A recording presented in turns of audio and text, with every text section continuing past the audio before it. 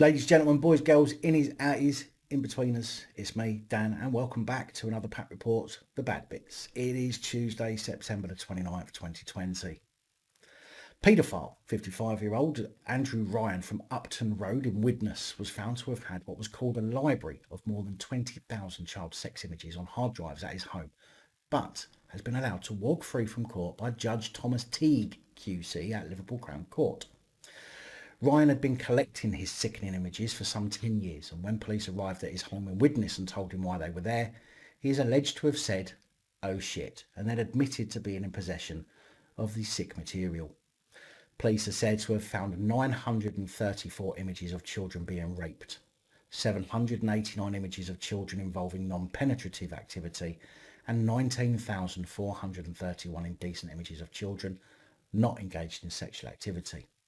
A total of 21,154 images and 7 extreme pornographic images. It's important to note that when the police talk about images, it also includes videos or moving images. As well as the child sex files, police also found a large number of adult porn too.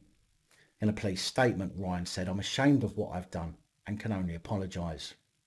Ryan, who has worked as a joiner in the past, admitted 3 counts of making indecent images of children and 1 count of possessing indecent photographs of a child.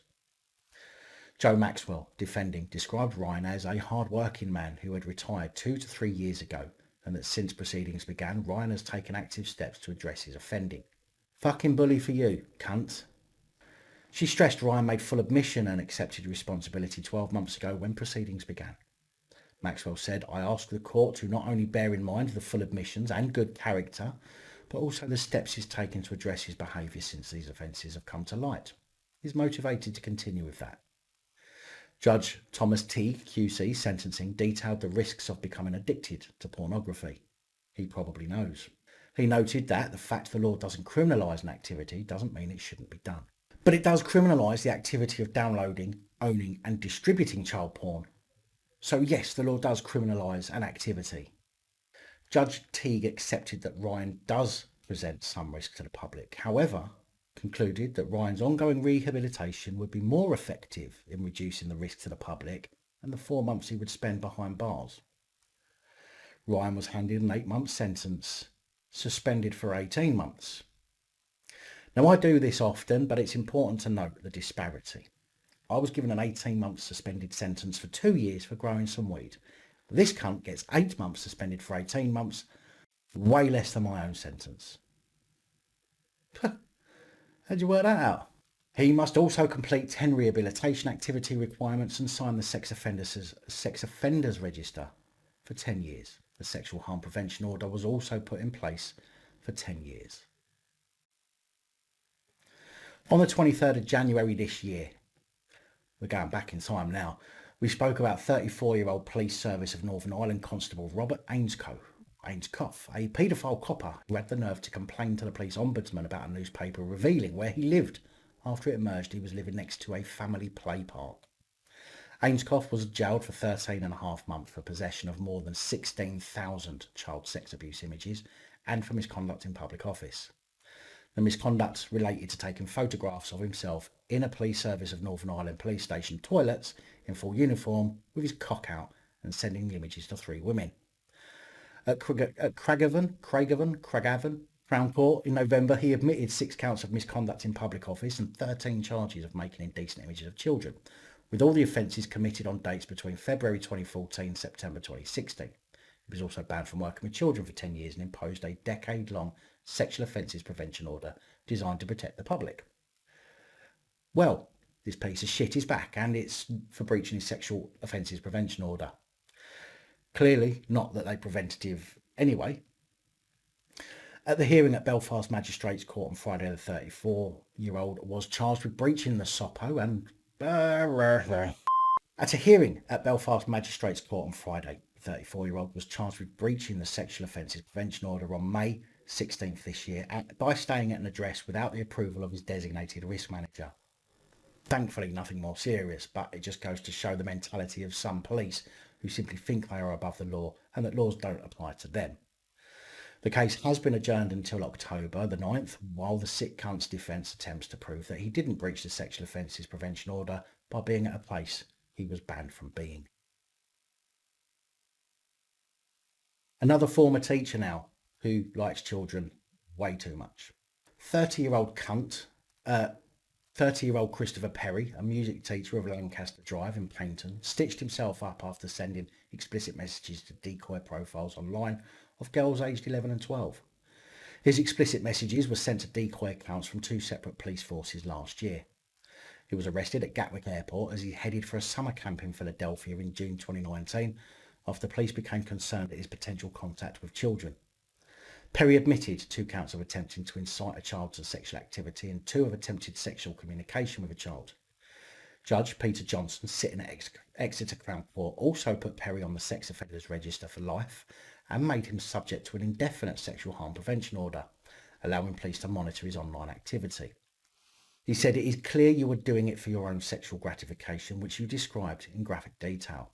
It is quite clear the harm you intended to cause.